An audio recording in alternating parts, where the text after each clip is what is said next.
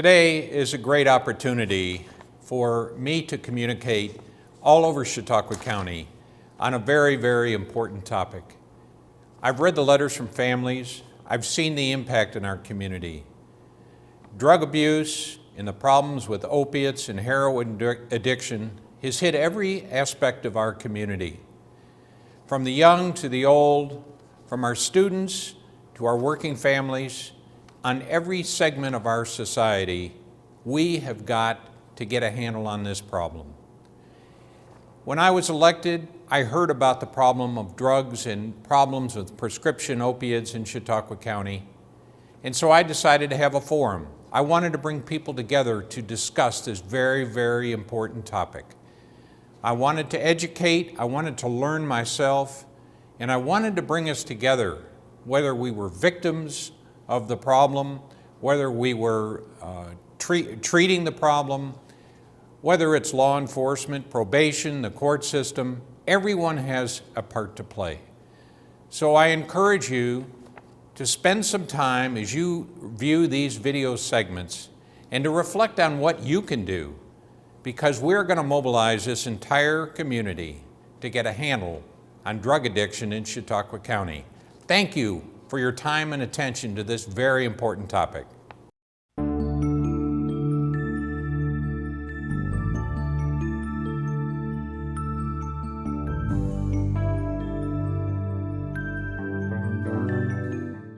There's no stronger attention getter than a letter from a parent. I have received several letters from parents that are heart-wrenching. The stories in dealing with their children and their family members on drug addiction and the impacts. You're going to hear a very motivating speaker who has firsthand knowledge of how drug addiction and opiate overdose has impacted his life. Mr. Avi Israel, he's a retired electrician and turned full-time advocate. Avi has served 30 years in industry and experience and is a general foreman working for Fry Electrical Corporation Company. Avi is the father of Michael David Israel, and with his wife, Julie Israel, the co-founder and president of Save the Michaels of the World. This is truly an amazing segment. On June 4th, 2011, my son shot himself in our bedroom. He was 20 years old. Michael was addicted to Loratabs, which were prescribed to him by his doctor for Crohn's disease. So Michael was actually prescribed into addiction by his physicians.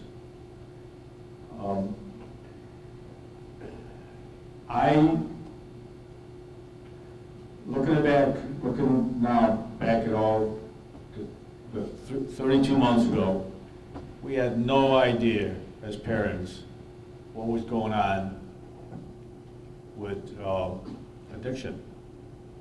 None of us. When Michael said he was having fit pain, we asked the doctor for some pain pills. The problem is that I found out since then is neither of us parents know anything about addiction, and probably 90% of the doctors don't know anything about addiction. And not only that, don't even know how to treat addiction. So, as I'm laying there next to Michael and watching him take his last breath, all I'm thinking about at the time was, this is wrong. This should have never happened. Michael was doing exactly what he was supposed to be doing, and that was taking his prescription. What is going on? And I remember going back to 2010, in December of 2010, Michael sat on the bed next to me and said, Pop, I'm addicted. And my next question was, you're addicted to what? And he said, I'm addicted to my pain pills. And I said, how the hell did you get addicted to your pain pills? Now I know, it's just like everybody else knows, that you can get addicted to your pain pills, but nobody really understands what it means. I didn't understand. So I says, okay, Mike, the next time you're gonna see the surgeon, we'll tell him. And that's what I did. It didn't seem like it was some sort of urgency. It didn't seem like I should have done anything. In retrospect, now when I'm thinking about it, I should have grabbed my son and gave him a hug and say, Mike, don't worry about it, we'll take care of it. I'm right here with you, and we'll make sure that you're gonna come out of it. I had no clue of what was going on. 2 weeks later, we saw the doctor, and I said to him, I says, you know, doctor, whatever, Michael just told me that he's addicted. What are we doing over here? And I got a tap on the shoulder, and I got dismissed, as if I know what I'm doing. I know better. Well, that idiot did not know better. Because the day that Michael died, I called him. And I told him. And he, his reply was, I'm sorry. So here's what I learned since that day. As I was, like I said, kneeling next to Michael, I'm thinking that something needs to be done. This 20-year-old boy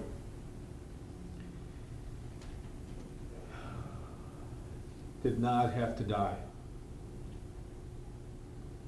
Something needs to be done. We have to do something.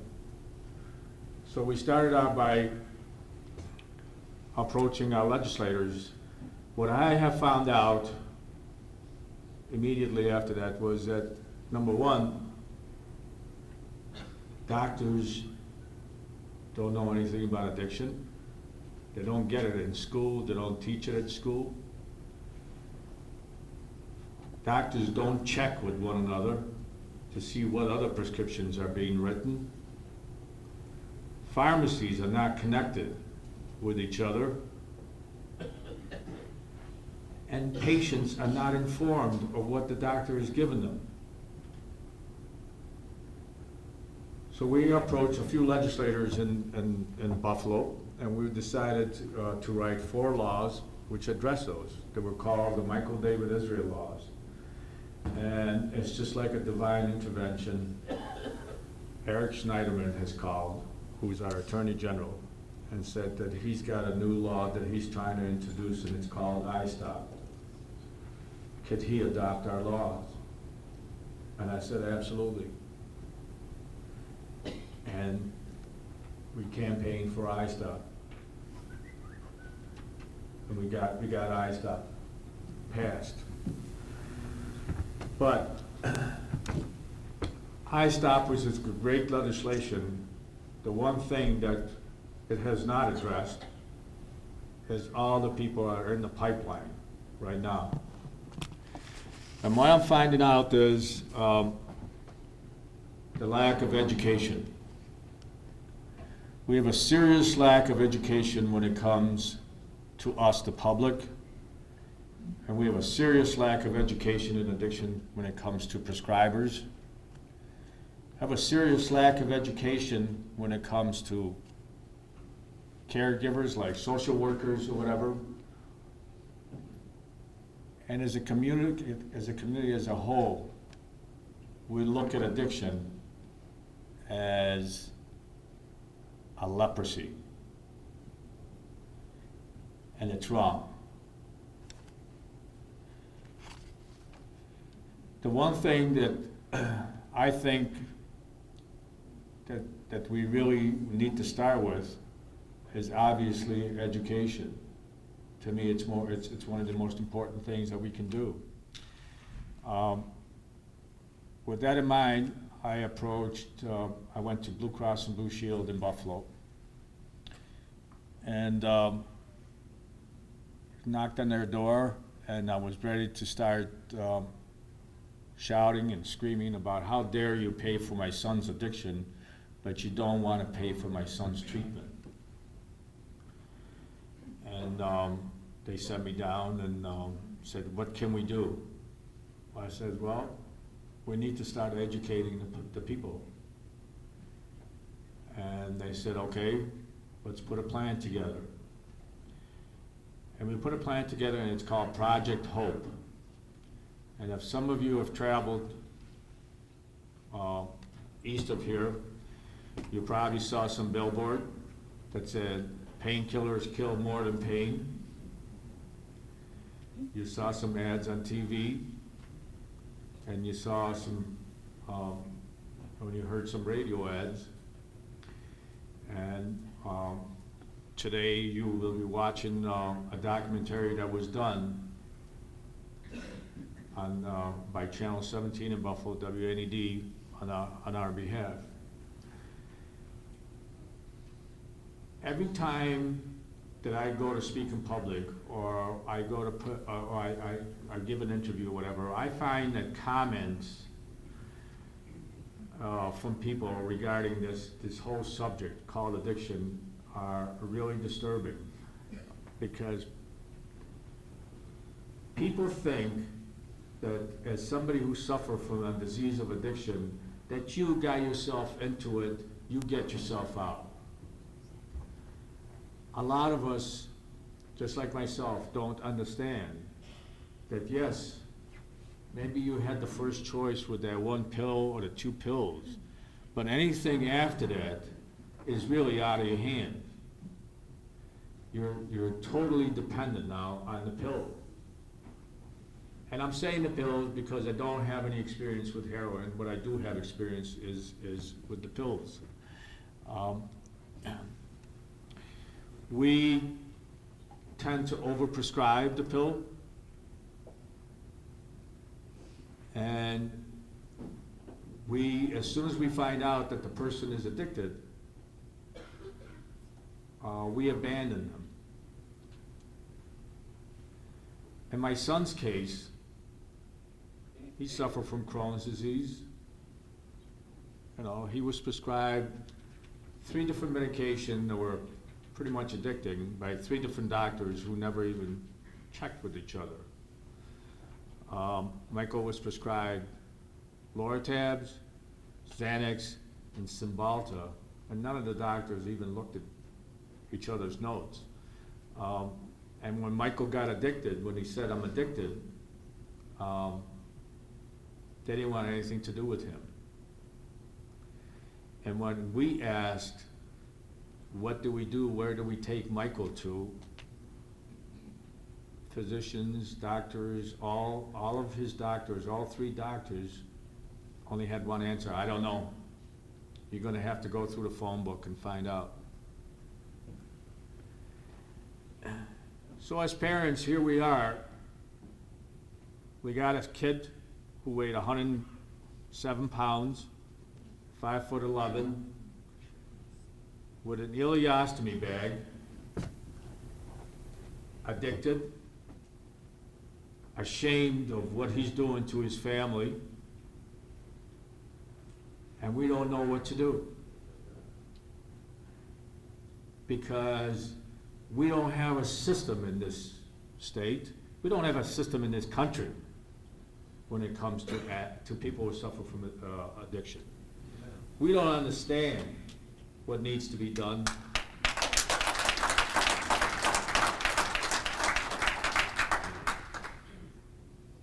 And most people are ashamed to say that their kids or somebody that they love is suffering from addiction.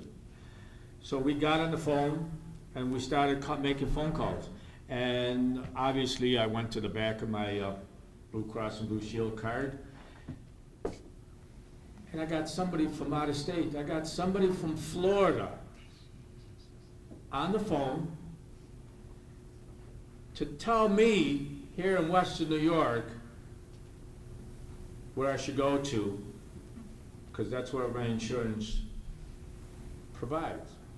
Somebody in Florida who probably could not even point where the hell Buffalo, New York is on the map, is trying to tell me about facilities here in Western New York.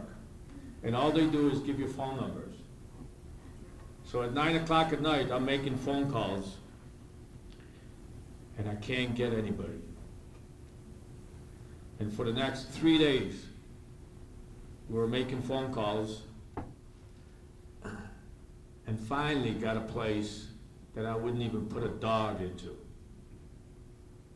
Put my 107-pound kid with an ileostomy bag into a place that has no idea how to treat opiate addiction. It was for hardcore alcoholics. And this kid sat there for the first 3 days. And then I got the phone call. I got that damn phone call from the insurance company that says, we're not getting any information from the doctor, so we're not paying for Michael's treatment. So we had to take the kid out. We didn't know what to do. Took the kid out, brought him home. What do you think he did? Called his doctor, and they said, you know, I just got out of treatment. I'm really hurting. I'm upset. I need something to calm me down. And that idiot gives him 90 Xanax. 90 Xanax. In 2 days, he took 12 of them. On May 15th of 2011, May 17th, I'm sorry, I get a text. And I still have it until today. And that text, Michael said, you don't deserve a son like me. I love you, Dad. And I knew right away what Michael was talking about. So I rushed home and called 911. Michael, by the time I got home, Michael was sitting outside the garage door. He was sitting in the garage with the car running, and he was talking to a police officer. So the police officer told me that it was really out of my hand now and out of Michael's hands. He had to go to the psych center at ECMC. I don't know how many people have been into ECMC, to that psych center. It's the pits. They took Michael in there, and the look on my son's face was, Dad, don't leave me here. So we sat there from 2 o'clock in the afternoon until 2 o'clock in the morning, while there's people that were banging their head against the wall. A woman relieved herself right in the room next door, and another guy did it against the wall. And this is where I'm going to put my son, my 20-year-old son, who went to private schools, graduated from St. Joe's in Buffalo, was studying architecture at the University of Buffalo. Was that the place that I would leave my son? And no, I couldn't. But they should have insisted that Michael stay in there. They should have said, Michael should need to stay in here. It was an active act of suicide. Instead, the psychiatrist came and told me that Michael is a liar. Michael has a tendency to lie. And I said, no shit. This kid is just trying to kill himself. He's taking drugs.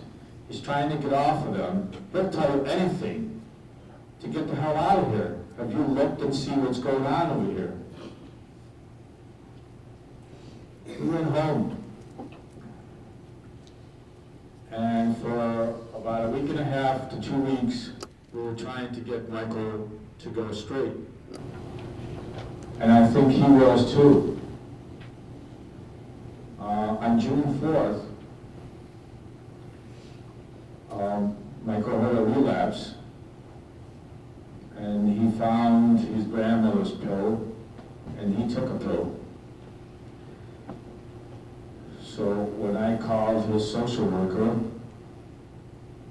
her reply was, you need to punish him, you need to take something away. And I said, the kid doesn't have anything for me to take. Well, I took his car away. That was Friday. On June 4th, that was a Saturday, Michael called me at 7 o'clock in the morning and said, Dad, can I have the car back? I said, Mike, let's talk about it. So he came over to the house. I said, Mike, I'll give you the car back if you go in for treatment. He said, okay, Dad, I'll go. So we called that social worker and asked her to find Michael a place. She called back after maybe 5 minutes, and she said, there are no beds available. And I said, okay, what do we do now? And she said, well, I don't know, you could try ECMC. I said, we did that already. She said, well, what can I tell you, wait until next week. What upsets me about that is that lady should have said to me, I know that Michael tried to commit suicide 2 weeks ago. I know that this kid has medical issues. Let me try and see what I can get him. Instead, she says, you can do whatever you want. So Michael went into the back bedroom and locked himself in there. And I heard my wife knocking on the door and saying, Michael, and he said, what? And I said, I'm going to run to the back of the house and see if I can talk him into opening the door. When I ran to the back of the house, I heard a shotgun being cocked. And I started to scream for my wife to call 911. By the time that I got to the side door, the shot went off. When I kicked the door open, there was my beautiful boy. He's laying there, gasping for air. And I asked my wife to leave the bedroom and call 911 and wait for him to show up. And all I could do was rub his head and tell him that I loved him. And then a minute later, he took his last breath. I was the first one to hold my son when he came to this world, and I was the last one to hold him when he left this world. And you know what? This is not just Michael. There's a lot of damn Michaels out there that don't have to die. There's a lot of Michaels out there that are looking for help. There's a lot of Michaels out there that are being treated like they are the armpit of society. And if we, all of us, don't get together and start doing something about it, you can kiss the next generation goodbye. Because it's up to us to leave a better world for our kid. And we're not doing it. We need doctors to be educated in addiction. And I'm not talking about finding addiction 8 months down the road. I'm talking about finding addiction early, so it does not become a lifelong disease.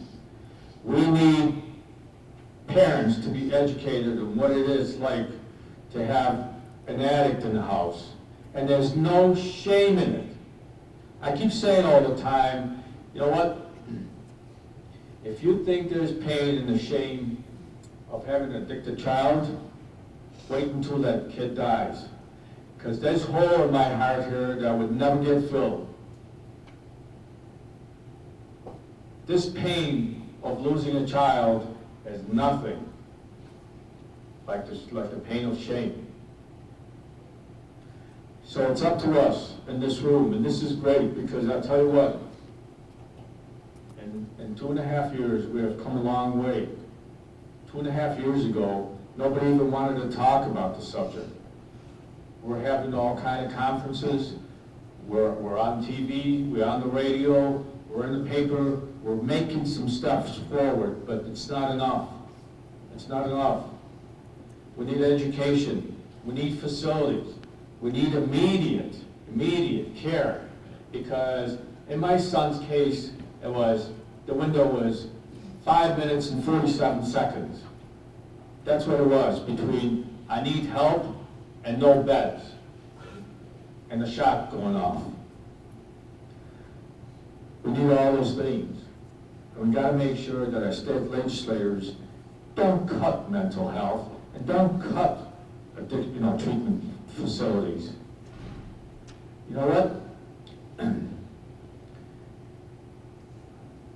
That is always one place that everybody wants to cut. It's either that or throw them in jail.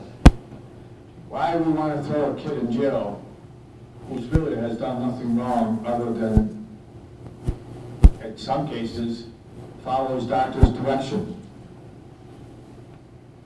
Why do we take that $40,000 that we spend on somebody in jail per year and use that to open a facility? Yeah!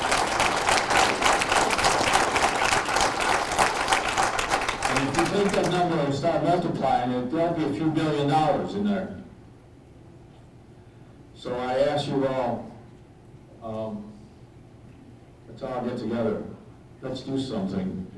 Let's save the next generation. Thank you. Wow.